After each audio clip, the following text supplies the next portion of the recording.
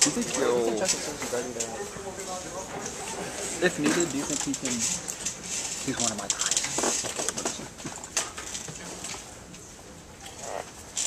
Thanks for being here. A couple comments just about our game, and then a couple comments about the Penn State trip.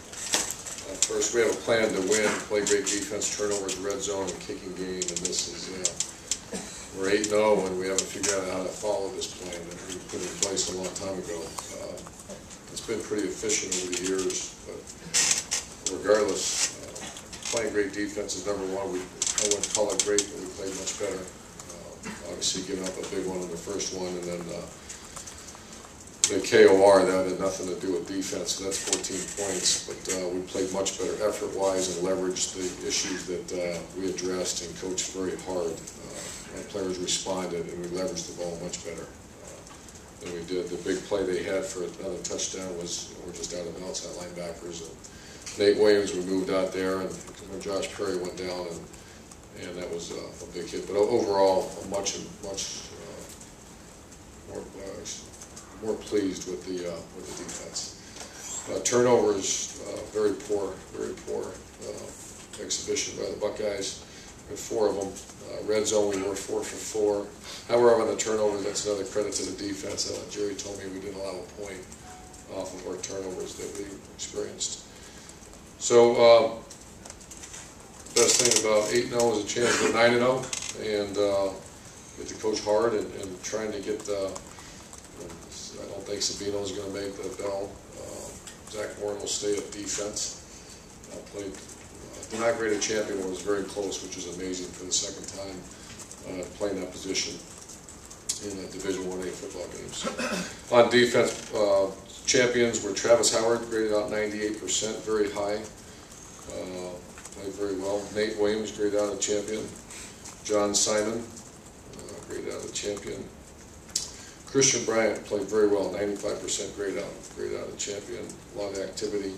Bradley Roby, a lot of activity again, and graded out 97%, very high. John Hankins graded a champion, and Ryan Shazier was our defensive player of the game. His best game that I witnessed him play, including the film I watched him prior last year. So he played very well.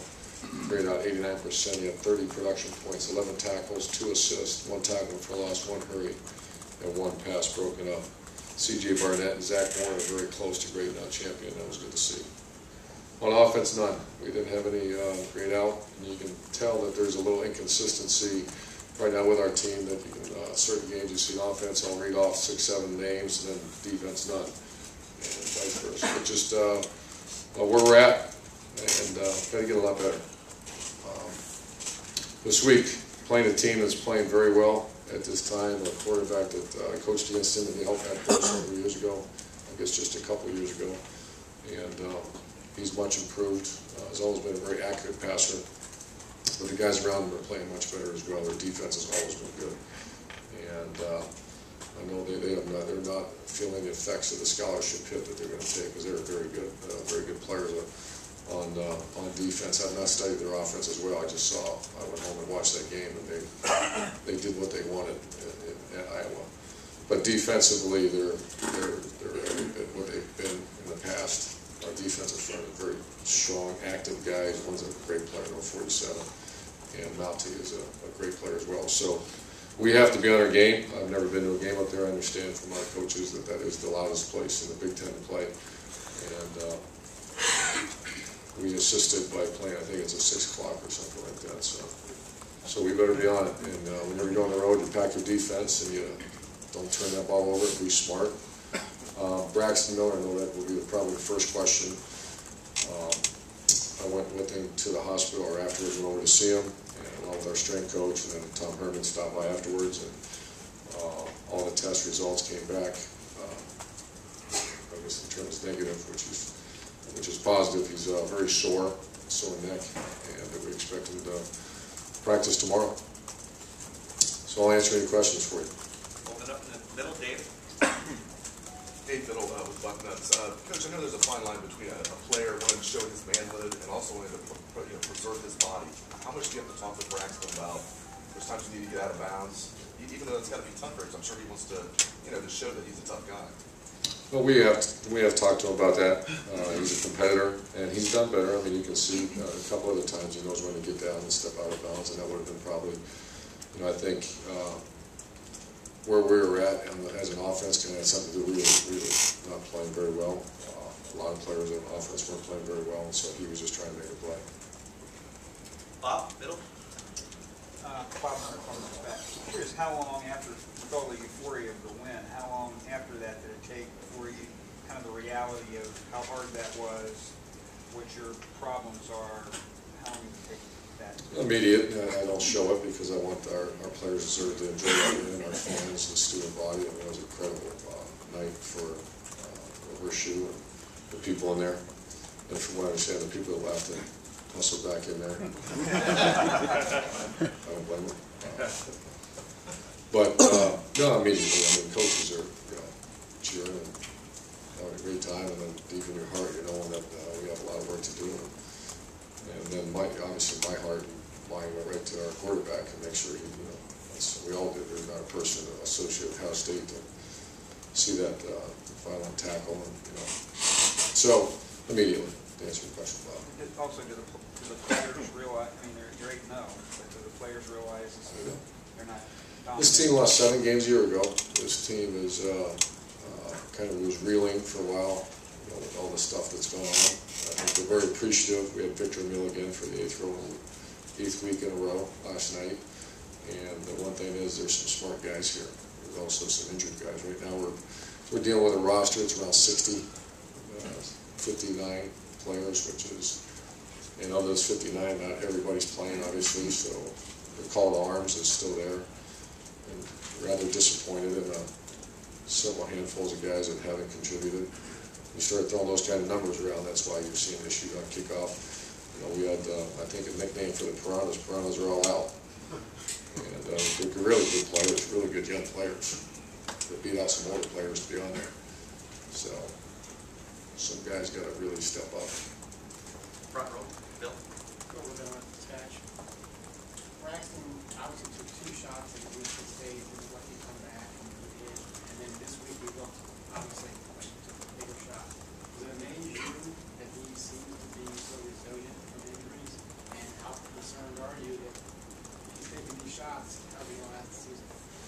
Very concerned, and he does, I don't want to say that, I don't know if I use the word amaze very often, but he's a tough guy. He's very strong, takes care of himself, and I don't want to say amazed, but he's a tough guy. And would you say how concerned? Very concerned. Who's our best player? Everything you do to kind of make sure, I mean, obviously he's such a weapon for you guys that you don't want to take that away, but how do you balance it? I think we are trying to balance it. We don't go crazy with him as far as like running the ball. I think we're trying to balance it a little bit, but at some point, you got to try to move the ball a little bit too, and there's some limitations. So we're very cognizant. Front row left, Doug. Obviously, good news that Braxton's okay, but just the way he looked when he came off, that it seemed like he could barely walk, and he just seemed to be in a lot of pain. Do you know what was it that was the pain at that moment? I mean, it's just sort of... His neck, he got like a whiplash. I had a long talk with him about it. He was just rattled. And once it settled down, he seemed to be fine. But he made a comment to me, he's never really been hurt. Never really been, as far as a bruise or a contusion or a sprained ankle, never been like that. And it kind of rattled a little bit, like it would rattle most athletes. And just in general, you guys are, you're 8-0, said after 7 losses last year. Just how would you evaluate how you and your staff have coached this team so far this year? Pretty good. Pretty good. I think a lot of dynamics that had to be overcome, obviously, when the experiences that were a year ago. But I think when you start dealing with injuries, I think pretty good. I would grade an A+ or something. I think I'll evaluate that after the year. But Ohio State, we certainly got to get healthy and develop and recruit and get going. We got to get. There's a lot of holes that need to be filled and enhanced. that's through development, and that's through, health too. We start knocking some bodies out of there, we got a problem. And Coach Mick was doing it. We have some guys playing inordinate amount of plays, 600 some snaps for some players that we really shouldn't be linemen. That we should be starting to develop that rotation yet. But they're all freshmen behind them, and Mike Bennett's got to get going. He's been hurt, so. Long answer for all things considered. I think pretty good. However, not good enough. Back right, Clay? Yeah, Coach Clay Hall, ABC6. Have you developed kind of a healthy, skepticism when you hear about an injury like you said earlier this year? I get in John Simon's face, and I'm just curious if you got in the doctor's face or Braxton's face. Are you really, good? Were you satisfied by what they said? Satisfied. Not sure. That he had no concussion and that he's good to go, other than the sore neck. Oh. Yeah, I was right there when the doctors saw everything they saw. So, not that I'm a doctor, but yeah. No, I don't get any doctors' faces. Not going to happen. Maybe when I was 36 or 37. Not sure of the question, but I have great confidence in it. This is the best training staff I've ever been around. Best medical staff. And these guys are fantastic. Far left front, Rusty. Rusty Miller, 18. I don't know any other way to say this, but when he first went down, did your season kind of pass before your eyes for you on that stage? Sure. Yeah. And going to Penn State. I mean, the first thing is, Braxton, you okay? Then I saw that he was. But one thing about the old right-hander now, he's been pretty successful. He goes in there. Obviously, it changes our game plan a little bit. But he's been fairly successful going in the game. Will you, will you do anything different to prepare for the crowd at Beaver Stadium? Yeah. Noise, I assume music, that kind of stuff? Yeah, we, on Tuesday, and probably on Michigan State was very loud. And I understand this one's louder, so we went, I think, Wednesday, Thursday, and probably Tuesday, Wednesday, Thursday. The no huddle kind of helps you. It's not quite as an issue, where the one things that are issues are emotions and shifts and those kind of things, just because you can't hear. But we'll certainly spend a lot of time with that. And one last thing, just for night games, do you think the crowd kind of gets fueled during the day, or why isn't it a night crowd more excitable than perhaps? The politically correct answer. Yeah, sure, they're fuel or whatever you want to call it. It's just the atmosphere. We saw what it was like here in Nebraska, and it's something about the games. Back left, Jared.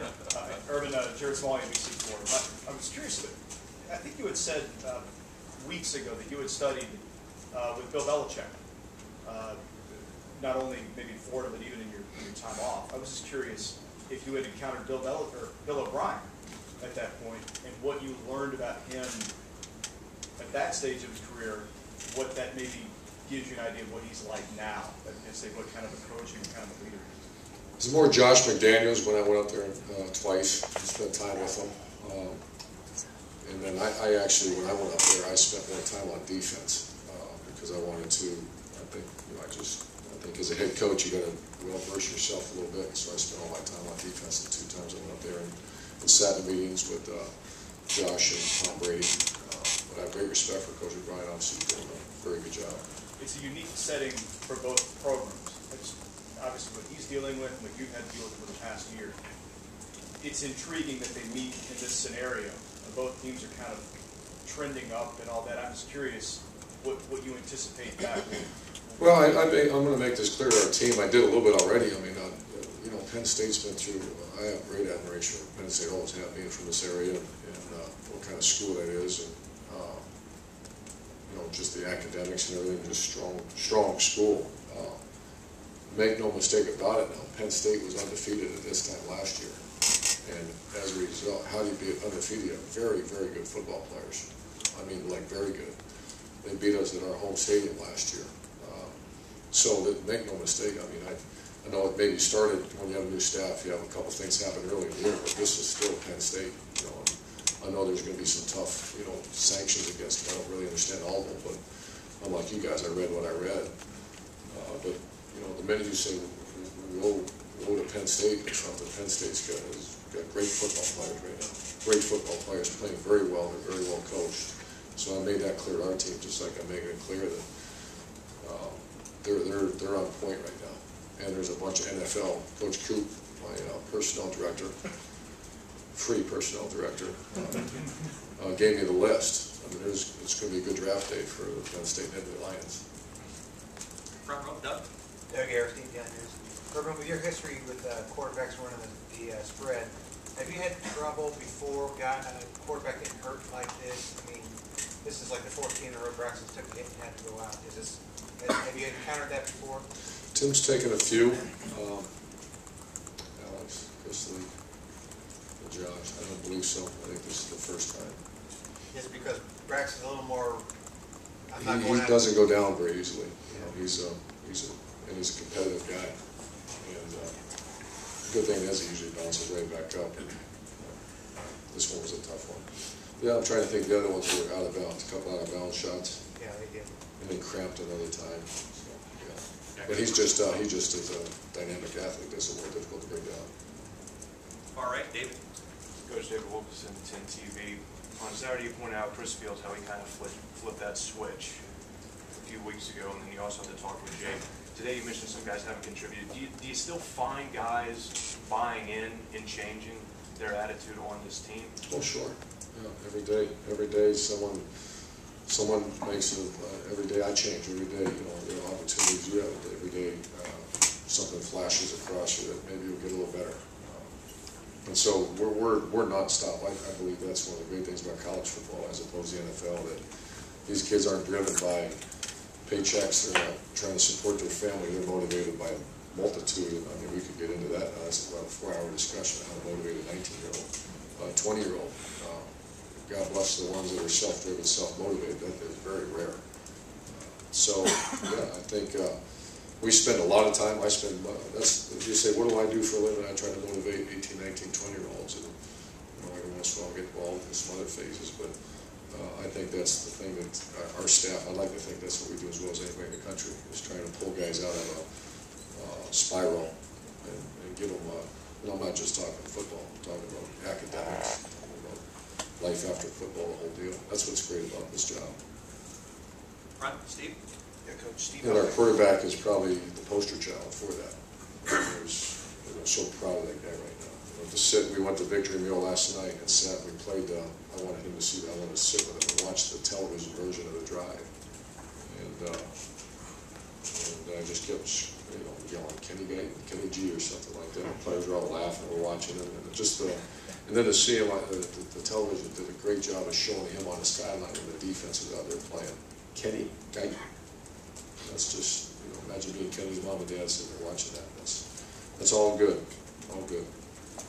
That was my question, Steve. How I Bucknuts. Kenny Guiton, you kind of alluded to this a week or two ago that you might put him in the game before an injury or garbage time or whatever you call it. Is there a situation now going forward where maybe you'll use him, and is he in the plans of this? No, I don't know yet. It's too early to tell, but the answer is probably. Has he earned the confidence to go in the game and perform? He has. And I could throw the touchdown to Chris Fields. I said, feel free to throw a little harder and get it there. And on the keeper, when he got down to the backyard line, feel free to get a couple more squats in there and get across the end zone. Far left, Lori. Lori Schmidt, 97.1 The Fan. Braxton, not your only injury this weekend. How are guys like Joshua Perry and Corey Brown? Josh Perry, MRI, came back clean. He's ready to go. Philly Brown had dinged a little bit. He should be ready to go. They're still evaluating. Everybody tells me he's fine. Bogart, we lost Bogart. We've got ACL. We love him. He's one of my favorite guys on the team. Top 5 guy on the team, Devin Bogart. First guy to lose a stripe as a Buckeye he's from up in grade school. Coach Guiton, the Tar Blooders. He's a great guy, man. And he was had one of those emotional moments after the game because he spills it. He gives it. He was getting ready to start getting a little more action as a defensive back too, because he played linebacker in high school, so playing in space is all new for him. But you go out and recruit 100 Bogarts, life would be pretty good around there. Front row, Tim. Tim, when it comes to specs, a couple of questions. Urban, number one, how do you keep talking about the defense basically being on fumes? I mean, maybe even the offense a little bit now. So, but how do you play things now, practice-wise and stuff, where you don't run out of smart. fumes? We got to be smart, and we lose 15 bowl practices. I think I talked about this last week. So Sunday we went out and did go for a half hour. We went for 15 minutes, but we have an obligation to develop Ohio State too. So I mean that's nonstop churning in my mind here. It's development of players, but also let's go win this game because you don't want to get caught without players, which we're getting pretty close to getting caught. But you got to, that's why I'm trying to put as much pressure as I can on the guys that are just, eating that sandwich and eating victory meal that had nothing to do with that. And the great teams, you don't have many of that. Obviously, we're not a great team yet. We have far too much of that right now. The Mounty kid, I think that's how you pronounce it. Just talk about him a little bit, just what you see of him on video. You saw him last year play live, Well, I know his dad, his brother are Nittany Lions, and I recruited him really hard in Florida and loved him as a high school athlete. For an ESPN thing, I went up and talked to him. He's a tough guy. He's a leader. I love his family. He's playing his tail off after his knee injury. That's what I say. Can you see that whole defense sort of like rallying around him and stuff and vice versa? He's that kind of personality. But we just had our offensive meeting after everybody broke up for 3 hours watching film and came back and said there's no shortage of talent at Penn State. I mean, they're loaded up really well. Is there any way to keep Braxton Miller? Like you were just asked this a little bit, sort of in another way. How do you change? Do you change his game at all now, or do you talk to him about, different? I mean, that big run was a huge play in the game, But how do you corral him a little bit, but let him still be him? I don't think you do. I think you let him be him, and I think you coach as much and teach. And you have opportunity to step out of bounds after a big play. Step out of bounds. In order to be a classic drop back passer right now in his career. I'm not sure how efficient we would be. We're trying to. The thing is, I think more guys need to step up and take some heat off of him, which we did at times this year. Not near where we need to be. Front, Austin. Austin Ward, ESPN.com. To build off of Tim's question about handling practice at this point, do you think you've been more? Tim's. This guy. He asked about managing reps throughout the week. But do you feel like Do you feel like you've been more unlucky with injuries this year than other years past, or just the number, scholarship numbers? The number, any times there's staff transition, you get a little transition roster as well. We had that, and then we had some behavioral issues we had to deal with. And then I think the biggest thing is just the guys got to step up. You're just disappointed. My gosh, what are you waiting for? Well, let's go, man. You come to Ohio State to go play. You don't come here to watch your team in a game like that. Seeing the fights on afterwards, we go to be a part of it. We still have far too much of that right now. And that's the motivation of everyone involved is let's encourage us, let's go, let's push, let's grind. But every school is dealing with injuries. But one area that got smacked, that couldn't get smacked, was our linebackers. That was the one area, that and the offensive, don't even say that, no. The offensive line. But the good thing is Chase Ferris and Taylor Decker have had 2 really good weeks of practice. The linebackers are just, we're hanging on. It seems like you've been able to actually develop throughout the year wide receiver, though. Not near enough. Not near enough. But yes, you're right. Verlon Reed and Chris Fields are active now. And that was a great catch by Chris Fields. Last question, Bill.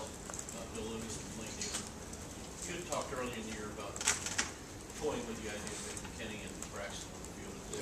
Just give this a new leg. Well, if we did, it'd be like Braxton be the runner, and I'm not sure that's the right time to do that. So. Motion Kenny on the sweep. Let Kenny run it? I love Kenny. You guys have a great day.